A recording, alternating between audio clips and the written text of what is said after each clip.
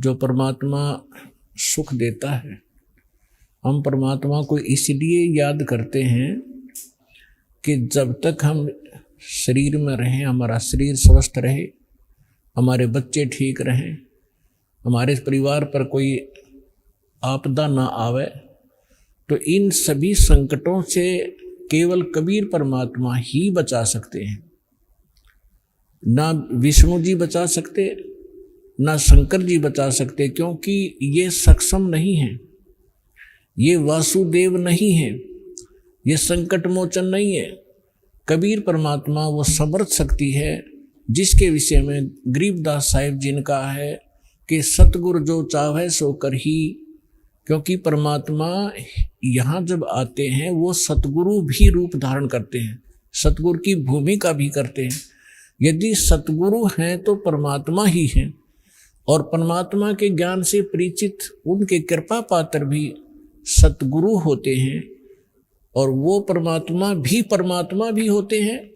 तो गरीबदास साहिब जी ने कहा था कि सतगुरु जो चाहे सो कर ही, और 14 कोट दूत जमडर ही, ऊत भूत जम त्रास निवारे, और चित्रगुप्त के कागज पाड़े। अभी आपने इन भक्तों से सुना, और इस बहन ने बताया कि मेरी आयु भी 27 साल से आगे नहीं बता रखी थी, हमारी जन्म कुंडली थी, और आज ये 33 वर्ष की होगी। तो परमात्मा अपने भक्त की आयु भी बढ़ा देता है, लेकिन सच्ची लगन हो, नियमित रहे।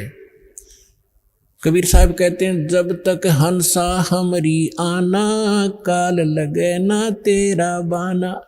जब तक ये हंस आत्मा मेरी मर्यादा में रहेगा, तब तक काल का अटैक आपके ऊपर नहीं हो पाएगा।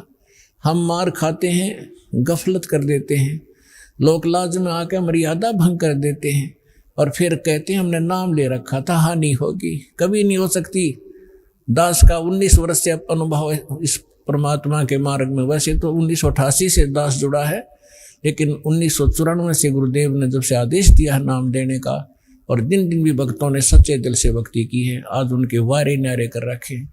तो हम मार खाते हैं अपनी नालायकी के कारण।